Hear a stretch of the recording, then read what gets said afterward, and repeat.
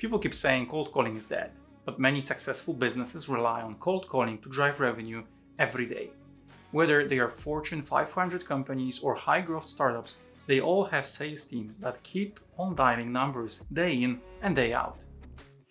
2020 has been a kind of a roller coaster year for many, and with the rise of work from home, sales teams that were able to adapt to the new circumstances are seeing enormous success calling up prospects.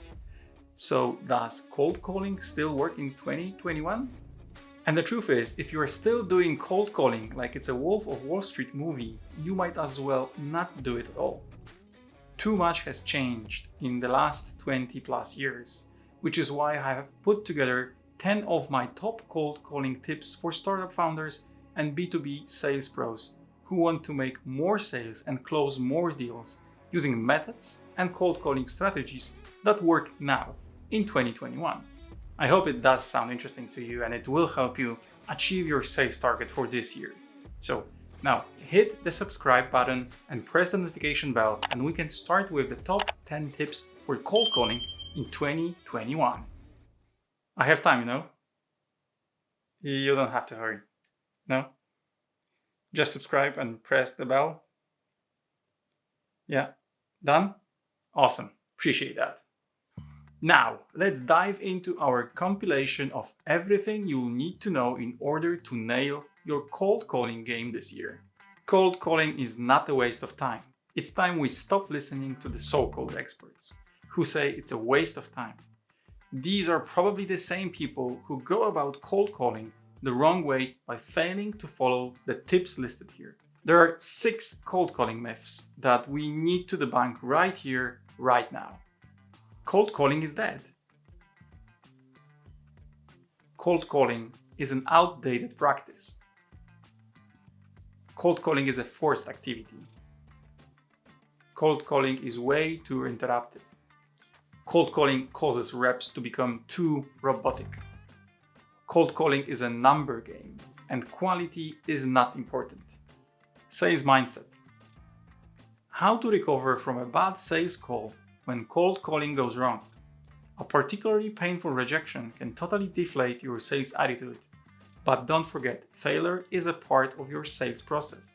Not every prospect in every unique situation will be a good fit for your solution. What's a better way to recover from shitty sales calls and bounce back? First of all, step away from the desk. Get up from your chair and get out of the room. Take a 5-minute break. Go get a coffee or tea. Go for a walk around the block. Go outside. Take some fresh air. Get some distance from what just happened so you can have a perspective. When you return to your desk, do something that's really fun. Just take a minute or two and listen to your favorite song or read some motivational quotes. Do something that lifts up your spirit and puts you into a positive emotional state. And then get back into the ring. Pick up the phone and dial another number. Close the next deal. Focus on the work in front of you. How many calls you need to make to hit your target? Do you already know how many cold calls you need to make to hit your monthly quota? Use the worksheet I have added in the description link to work backward from your goals and pinpoint roughly how many cold calls you need to make each day and in total for the month. To adapt the spreadsheet for your own use, just download your own copy and make a perfect use. Find a calling schedule that works. If you call prospects with no particular schedule from 9 a.m. to 5 p.m. each day, you're missing an opportunity. By keeping track of when prospects are more likely to answer the phone and when they're more likely to speak with you, you can better focus your efforts during times it will make a bigger impact. Here are a few ideas how to approach it. Look at activity records of those prospects who have purchased. What days are they most likely to answer the phone? Spend your time on those days focusing on high quality prospects. You can also look at the time of a day prospects are most likely to answer. Guys, a quick hint. SalesVane found that Wednesdays and Thursdays are the best days to have a conversation on the first dial. Just remember that other people have heard that too, so you'll need to find what works best for you. Also, Structure your time into outreach and admin chunks. Most prospects are in the office from about 9 a.m. to 5 p.m. with a break for lunch, somewhere from 11:45 up to 1:15. People are more likely to answer the phone when they are not already engaged in their work. Calling around lunch or towards the end of the day can improve connect rates. With the work from home in place, you can also try reaching them out in between the meetings. So 10 to round hour or 10 to half past. Find the times of a day when you're most likely to get a conversation and focus your efforts on connecting with the highest quality prospect during that time. Use other times to plan, prep, write new sequences, and tweak your scripts. So everything outside the golden hours. Prepare for the most common B2B SaaS sales objections. One of the myths of SaaS is that the products are so good, so easy to use, so quick to deploy, that the product sells itself. However, what myth won't protect you from the following two objections, especially during cold calling. Your product is too expensive. Your product doesn't have the right features. Pricing and features are obviously important, but unlike a commodity product, SaaS salespeople can't just recite that information and see who bites. Their job is to show buyers what value their product can bring to a company. How to respond to "I don't have time."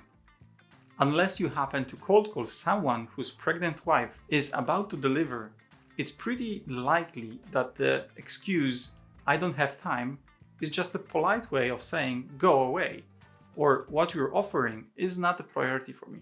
After all, if they really didn't have time, they would have just hung up on you.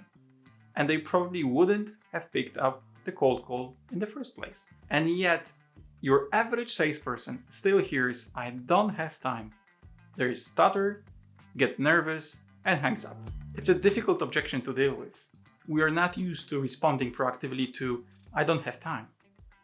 You can't really argue with it, because who are you to question whether someone really has the time for your cold call right now? A great salesperson, however, finances this objection around into further conversation. A great salesperson hears "I don't have time" and recognizes that it's time to drive home the core value proposition that will get the customer to stay on the line. How to respond to "send me more information." This is seemingly the most innocuous tactic that prospects often use to interrupt a sales conversation. Pretty early on in the cold call, many people will ask you, "Can you send me some more information? I will review it and get back to you." New and insecure sales reps eagerly oblige, "Of course, I'll send it your way." They send it out the email and that's it. Maybe one or two timid follow-ups and they will mark the lead as a close lost. Why don't you try to use the power of yes and browse for additional information, starting from their email address? First of all, tell them, "Yes, I would be delighted. Can I have your email?" This is the give and take moment. You use the momentum of the request to your advantage. Then get them to invest in your relationship. Leverage the genuine interest in their needs and ask them a couple of more follow-up questions. Start easy and then explore a bit more. This way, from a simple brush-off, just to get your brochure that they will likely never go through, and off the call, you went to a full-blown exploratory call. After they will give you their email address, tell them, "I want to make sure that I send you the most relevant piece of information. Can you tell me?" And then you come up with an easy to answer qualifying question like, "Do you guys use that kind of a software in your company?" This is a tiny little follow-up question that most prospects will answer. However, it's powerful because it will cause them to lower their guard, thereby shifting the conversation's momentum. They have given you a bit more information, invested a bit more time and energy into the conversation, and it's more likely they will stick around. So you can ask a couple of additional discovery questions. You're welcome. Research, research, research. Researching your prospect should be a pre-call ritual. By tracking down key information about them, you can deliver calls with value and keep their attention. Without research, you appear selfish by showing zero investment in the person on the end of the phone. Your prospect will appreciate the extra effort made with personalization and will open up to a better conversation. Pre-call research also helps you enter the conversation with a better vision and have a tailored message from the get-go. Never talk price before value. When you're cold calling a prospect and they want to know the price of your offering in the early stage, so how do you respond? Most sales reps know that they shouldn't just give out a straight price, but just telling the prospect no can be a little bit too rough, and it doesn't really add value to the conversation. Instead, you need to steer the conversation towards better understanding the prospect's unique needs and positioning the value you will add to their business. Got it? Let's move on. And the one that you have been waiting for. Make sure you're reaching out to the right people at the right company. The most important tip for 2021 for all cold callers out there. Make sure you and your team are reaching out to the right people at the right companies. Check if the company you're reaching out will make use of your product or service. It is really hard to believe that reaching out to the car manufacturer in order to sell your B2B sales platform, right? You need to go through your target list and exclude the ones that do not make sense. If you have already done that, think about the best matching division within the company you want to address and look for people inside the organization that work there. If you do your research part well, you will have all the necessary details about the company profile, specific needs, and also departments and their heads that might be interested in your problem-solving solution. Cold calling times when you just pick up your phone and call the random number at a company are long gone. First and foremost, there are better ways to spend your time than calling up one account without a solid plan. Avoid that. Invest your time into research and reaching out for relevant people, even if you will go through the number that you got from the company's website. One huge challenge that we all have seen during the COVID-19 lockdown and beyond is that people are no longer residing in the office space. If you do not have their direct phone or cell number, you need to try to find more creative ways to interact with your potential customers. The main way I have been reaching out to people throughout the last year was with the usage of LinkedIn.